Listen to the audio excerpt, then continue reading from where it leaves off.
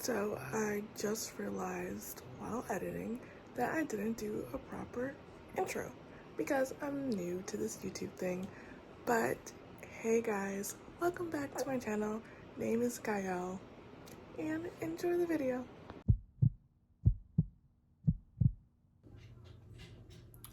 Hey, so I'm going to be talking about my healthcare journey, everything that happened in 2021, dealing or winding up with kidney surgery or kidney stone removal surgery in December. But before I even tell about that whole ordeal, what happened, I was basically dealing with this all of 2021, and I'm just gonna do like a breakdown of everything that I had to deal with. Hopefully this is super quick, and doesn't take too long. So March 2021, I met with my primary care doctor because I need a refill on prescription. And in passing, like, just, oh yeah, by the way, I was like, yeah, I've been having back pain because I just been sitting down all day and all this stuff, and I had no other symptoms apart from back pain. So I'm like, okay, that's it. She tells me, I want you to do an ultrasound. I said, okay, because I said I had back pain. So I'm thinking like nothing of it, whatever, let me do this ultrasound. Ultrasound comes back, this is basically like March, April. Ultrasound comes back and she says, it kind of looks like you have kidney stones. I said, what? She's like, yeah, I'm gonna refer you to a urologist because she doesn't specialize in that or do anything with that. So I was like, okay, cool. So I make an appointment with the urologist in April, of 2021. The urologist is basically like, so how do you even know you have kidney stones? I was like, well, I don't know. I just told her that my back hurt. And he was like, do you have any other symptoms? I said, nope. He said, do you have this? Nope. And he was like, where exactly does your back hurt? And I showed him, and I guess where I showed him was where my kidney is, or yeah. And he was like, oh, okay, well, the ultrasound isn't that good to see if you actually have stones. I want you to do a CT scan. I was like, okay, I'll do a CT scan. So I have this scan. So I met with him in April, mid-April. And I have the scan at the end of April. Like, gonna be 2 days left in April. Cool. Next month, I have a follow-up with the urologist. I don't know if I said his name, Dr. Mufaraj. And he's like, you definitely have kidney stones. All of them is in your left kidney. You have two options. You can either, what were my two options? He said you can either leave them there because I was having no pain, like no side effects or anything like that. Or if I just don't want them, I can have surgery to have them removed. And it'll basically like, and I was like, surgery? He's like, yeah, I'll be done with the laser. You know, nothing too bad. No real big downtime, you know, something to do. And he was like, if you decide you just want to leave them, there's a chance later on that one of them could like dislodge or like move, and then basically you're gonna have issues then, like you're gonna have the pain that you don't have. And I was like, okay, I want to do surgery. And he's like, okay, cool, by the way, I don't do surgery anymore, so I'm gonna refer you to another urologist basically to have the surgery done. I'm like, okay. So he writes down 3 urologists that he thinks that I could go to have the surgery done. One of them is in his like works for the same like hospital or medical thing as him. The other one doesn't, and then the last one was his son. And Dr. Mufaraj is like Middle Eastern or Asian, maybe. I'm not sure where they're from exactly, but I know how foreigners work. they're not going to put their child's name on anything if they don't actually believe their child is good at what they do. Because, like, I mean, the foreigners I know, like Haitian people, they don't do anything like that. So I was like, if you put your son's name on this referral list, he has to be good. So I was like, I want the son because you have confidence in him. So I was like, okay, I'm gonna get the son. So I schedule an appointment to see the other Dr. Mufaraj in July, like end of July, because his books were so full. Like, it took me 2 months before, like, I called in May, but he wasn't available till July. So it took 2 months to actually see him. I had my consultation. He's like, yeah, based on the CT scan that his father had me do, the surgery route seems good, or seems like the best option. Let's hash out a date today. And I was like, okay, can I do it as soon as possible? And he was like, there's honestly no rush. Like, I'm not in any pain. So it doesn't have to be right away. Because I was going to start a program in August. And it wasn't supposed to end until December.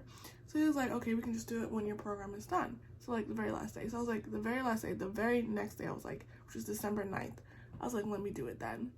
And he was like, okay, it's cool. And I was like, yeah, I don't want to do it too close to Christmas because, you know, if you're celebrate Christmas, I don't want to take up too much of your time or like have to be in surgery around Christmas. He was like, I don't celebrate Christmas. It's cool. I was like, okay. But I still didn't want to put it around then just for anyone else. So it was scheduled for December 9th. So from July, I knew my surgery was going to be December 9th. But the thing about that was all the tests that I had done, like I did a 24-hour urine analysis, I did a bunch of blood work, everything came back within normal range, like limits. So there was no one could tell me why I had kidney stones. And I was not happy because like I've never had this, like I don't understand. So I really wanted to know why I have kidney stones, like what's the reason behind it, all this stuff, like because they gave me pamphlets on like diet or like stuff like that. I was like, my diet is not wrong. Like I don't eat a bunch of salt, like I don't eat junk food or stuff like that. So like I don't know what's wrong. So he was like, Dr. Mufaraj, the son, referred me to a nephrologist, which is basically people who like examine kidneys. Like that's all they do is kidneys. And I was like, okay, cool. But at the time I was like, why didn't I get referred to a nephrologist before the urologist? But whatever. I go see the nephrologist in October of 2021. Only because when I called in June, he had no availability until October. And I was like, really? Like, I talked to my mom about it because I was so confused because the urologist was a 2-month wait. Now the nephrologist was a 3-month wait. I was like, what's going on? And she was like, people go to them a lot. Like, people go to specialists a lot. And I was so shook because I had never heard of these career fields even before this year or 2021. So I was really confused. But regardless, I go see him and he's like, he reads my report to me and he was like, oh yeah, by the way, did you know you had a underdeveloped right kidney? I said, what? He's like, yeah, your right kidney is underdeveloped. It's like, no. And he was like, you didn't know? No, I didn't know. So then he's telling me all this and he's like explaining to me. I'm like, okay. And in my head, I'm like, all this? Like in my head is like a lot going on. But I'm literally just saying, okay. So he picks up on that and he was like, well, Dr. Marcus, what blah, blah, blah. Like he asks himself the question and then answers it. And I was like, okay, like I'm literally not talking because I'm just getting more news that I just didn't expect. So he was like, yeah, I'm guessing I'm about to have this dialogue by myself. So he said asking himself questions and then answering it. And I'm just following along, trying to understand, trying to digest everything that's going on. Then he was like, I actually want you to take a kidney function test to see like at what level your kidneys are functioning at, to see if the left one is overcompensating for the right one, if your right one is working at all, blah blah blah. And I was like, okay, I have that test. I have a bunch of tests actually before my actual kidney surgery, and it's just at that point like really daunting. And I'm like, okay, this is a lot going on. And all while this is going on, I get an acid burn on my butt from tea tree oil.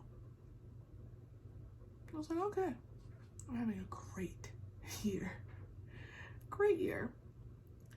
Acid burn heals.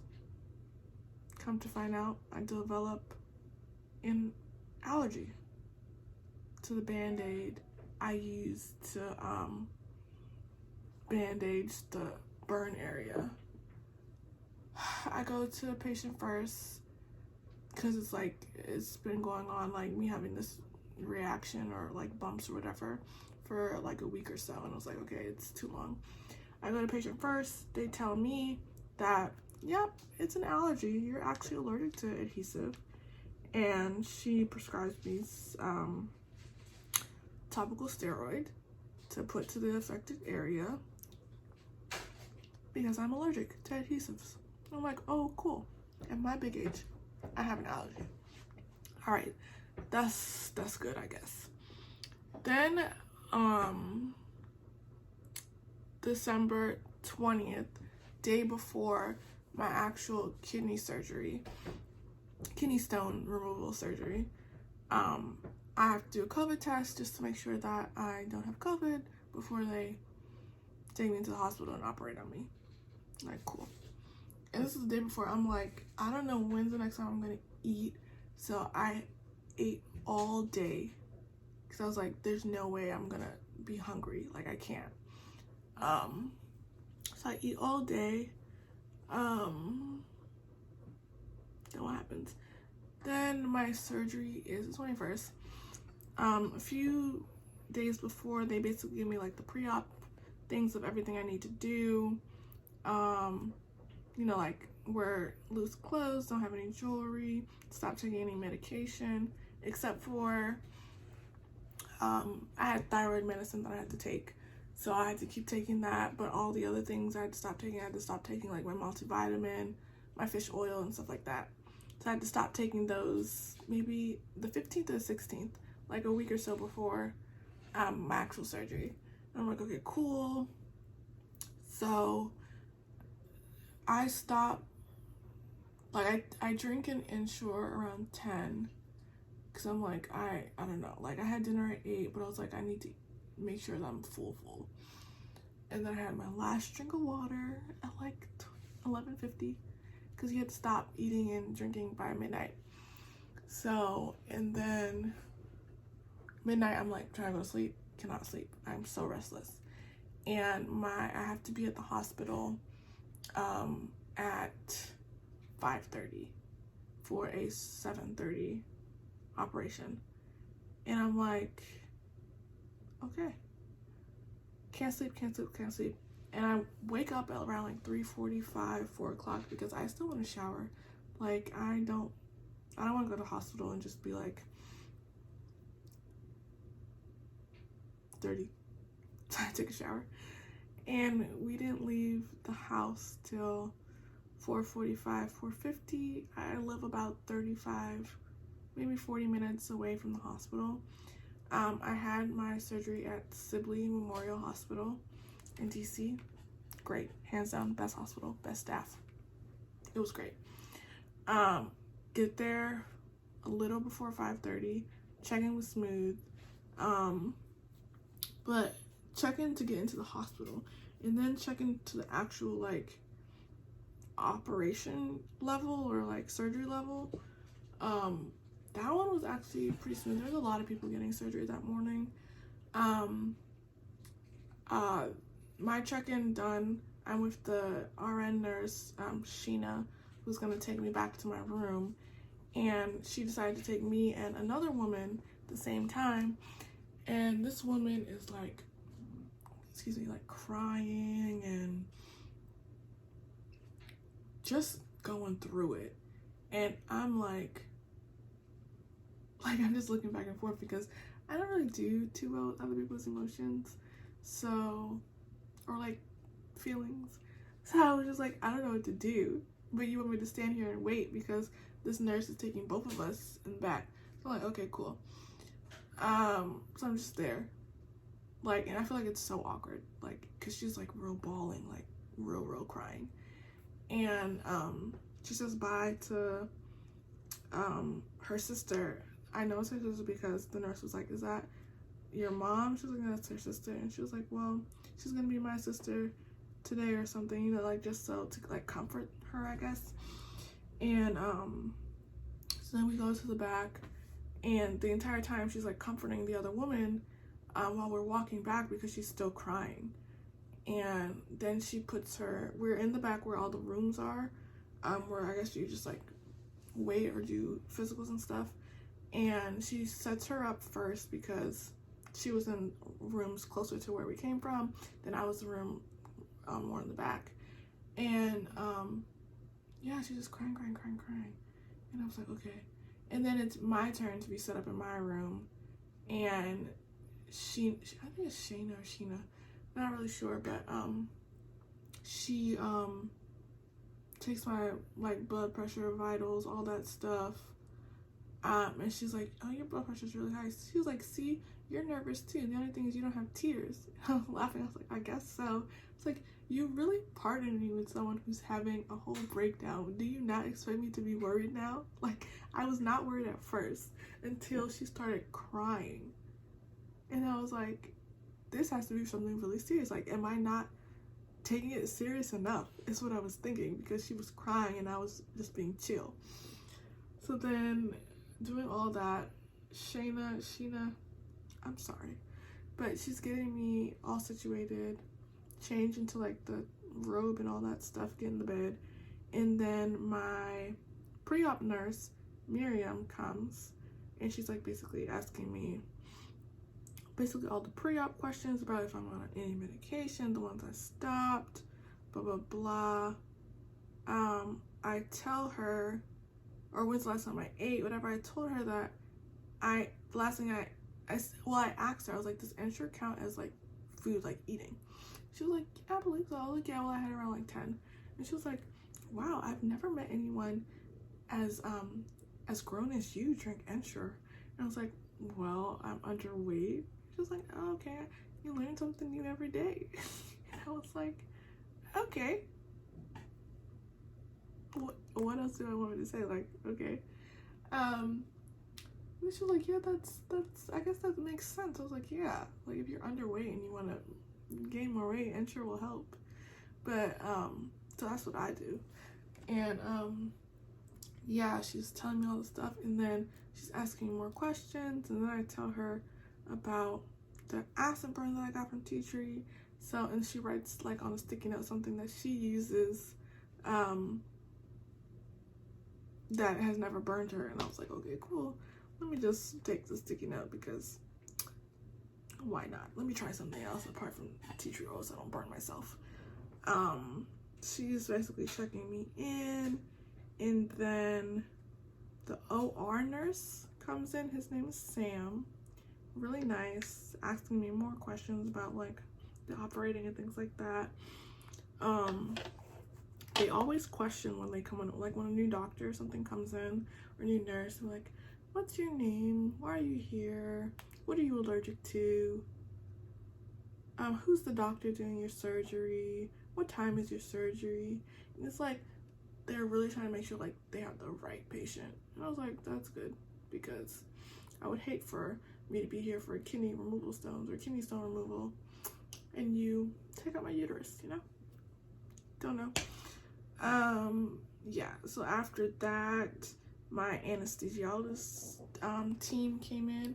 Dr. DJ basically went over the consent forms that I had to sign, and I explained to them that I did not want to be talked to when I had the anesthesia administered. He was like, and I explained to him that years ago I had surgery and the anesthesiologist was like talking to me, and I fell asleep like mid-sentence, and I woke up terrified for my life because I'm thinking I'm still having a conversation, but no, 3 hours went by and it was just horrible.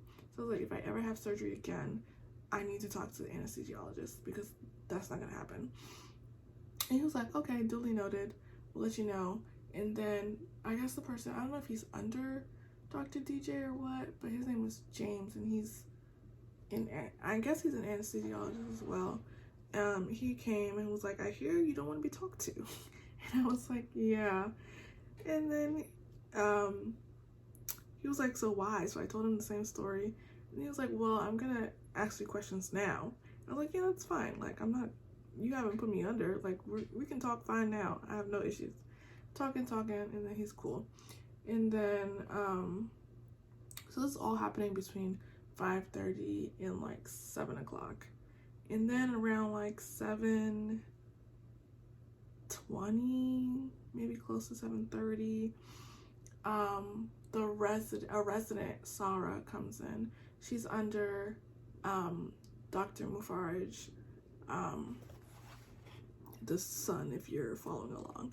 She's under him, and she was like, yeah, I'm gonna be helping Dr. Mufaraj with your surgery today. And I was like, cool. She went over the consent form with me and just answered any questions that I had. I'm like, okay, cool. And then Dr. Mufaraj comes and he's like chatting with me. He was like, do you have any questions? Like, no. Sarah answered them, so like I don't have any more questions. And then just talking, and the whole time I'm like, okay. Like, he's explaining the process to me. I'm like, okay. And then everyone's looking at me like, is she really just saying okay? I was like, yeah. Like, what am I supposed to do in this situation? Be like, no, don't use this, use that. Like, what am I supposed to say? I don't know anything for real to be like, no, use this, use it. I was just like, okay. Because they're telling me what they're gonna do, and I appreciate that. Right? So now it's like close to 7:30 when my surgery is supposed to be, like a few minutes before. And then James proceeds to prep my IV to put the anesthesia in. And my OR nurse, Sam, was like, oh, you about to give her the good stuff?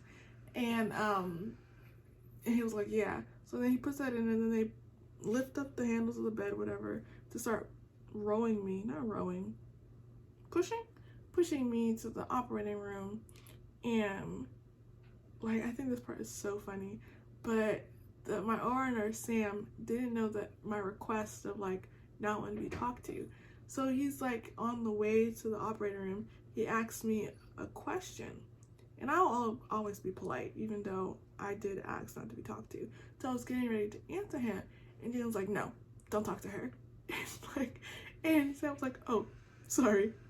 And then I just was laughing, and then we went through some doors and I fell asleep.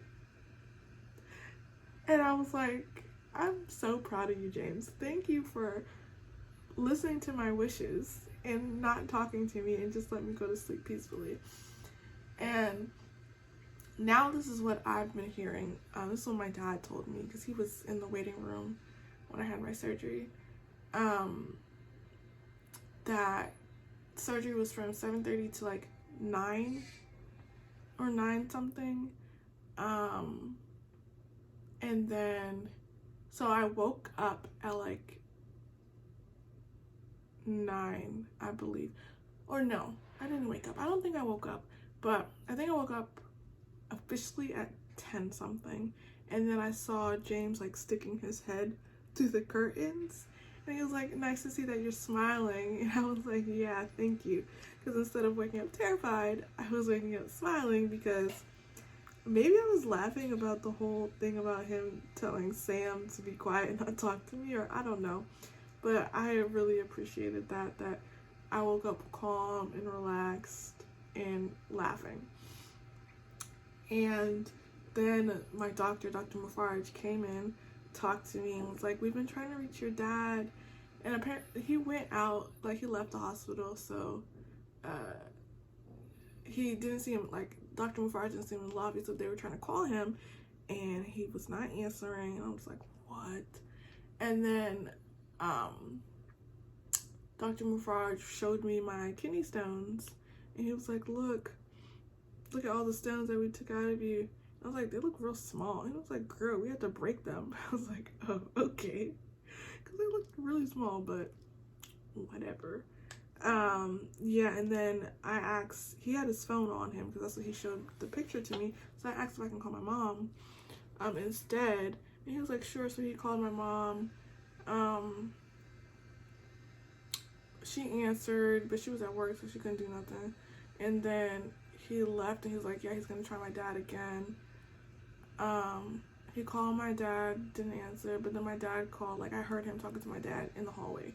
So my dad called me, like, a minute later, and, like, spoke to him, and, like, Dr. Mufaraj gave my dad the whole breakdown of what happened with my surgery, because I was still kind of out of it, like, 10 when I woke up. Maybe, like, 10-15 minutes later, they transferred me from the recovery room area to, like, the discharge area, and I was in discharge till maybe like 11 something. Yeah, because I didn't actually hop into my dad's car till 11:30. So I was at the hospital from 5:30 to 11:30, and then 7:39 was the actual surgery, and like recovery, and then discharge and all that stuff. I honestly loved the entire staff at Sibley Memorial Hospital. Like, the thing is, there was endless Black women, and that just made me so happy when I walked in, because you just love to see Black women thriving. I love to see Black women thriving, and just seeing all of them, like the nurse who checked me in when I got to the hospital, the one who took me to the back to my room, the one who did my discharge, endless Black women, and it was beautiful, and I loved it. Okay, so 11:30 leave. We go get some soup to eat, because they were like I had to eat like soup and crackers after surgery. I was like, okay, cool. So my dad went and got me some soup, stopped at the pharmacy, pick up my medication. Everything was cool. Like, I was in no pain at all, for real. Went to bed that same night of my surgery at like 11 o'clock. Woke up at midnight. Worst pain of my life. And it really took me aback, because they were saying, that the anesthesia wasn't going to wear off for 24 hours. So I was thinking, okay, my surgery was at 7, so I have 7 till the next morning before it, like, wears off. No. The thing wore off at 2 in the morning. And at 2 in the morning, I'm, grudgingly, like, I thought I had 5 more hours. I'm literally saying that at 2 in the morning, because I'm in so much pain. And the thing about the pain was, it was only when I had to use the bathroom. And like, before, when I was at the hospital, they're like, don't be alarmed if your urine is like pink or like red, because like you had surgery. So yeah. And the thing is about my surgery, I had no actual like incision point.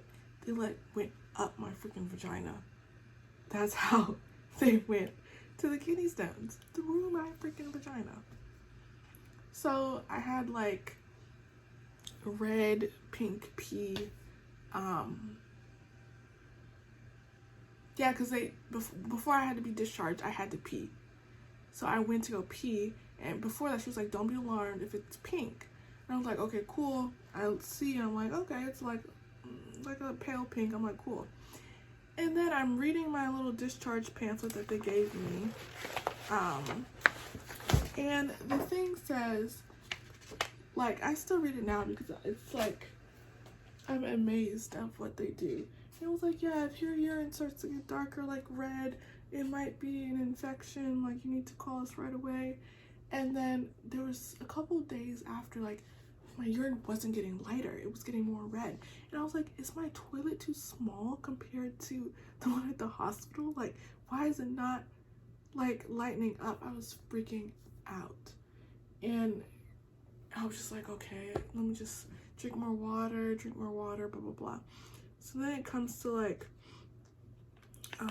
the pamphlet was like, I had a stent placed on Tuesday when I had my surgery. So basically it was connected from my kidney down out through my urethra. And they were like, I could take it out at home on Friday or come to the clinic on Monday. Because I had my surgery so close to Christmas, their office was closed on Friday, so I couldn't go to the office to get it removed. So I was like, okay, I'm just gonna take it out on Friday. And when I say that, it's not me. I say my mother. My mother is an RN, and she's gonna take it out on Friday. And I told her that when I came to the house on Tuesday or the day after my surgery, whatever day she was that I saw her, maybe on Wednesday, I told her that the stent needed to be removed on Friday, and she was like, okay. I was like, okay. And that's how we handled it. She removed it on Friday, early afternoon, and that was the best day of my life. Like, I only ever had pain when I had to pee, and as soon as the stent came out, I was in no pain at all. Like, everything was okay. And I was like, I'm so glad I took it out on Friday instead of waiting till Monday, because it was just not rocking. It wasn't for me. And then what else? That Sunday is when I felt 100%, like, not 100, I was telling my friends like 98, like 98% fine. And then it wasn't until this week, maybe Wednesday, I was like, I'm 99.5. So yeah, that is my kidney stone removal story. And the thing that always bewilders me about my whole health journey is like, I had no symptoms. None at all. Like, it was a fluke. Like, by chance, I just casually told her I had back pain. And she was like, kidney stones. And I'm really, like, glad, like, I don't go to them anymore because, yeah, I just don't go to them anymore. But I was just, like, really glad that, that one comment was like, let me have my little nurse practitioner wheels turning. Sounds like kidney stones. And then she really started the whole process of me getting this healed. I had 12 stones removed. I might post a picture just so you guys can see. And that's what happened. So now we are what? This is beginning of January, and everything is okay now. And I'm happy. And that's it.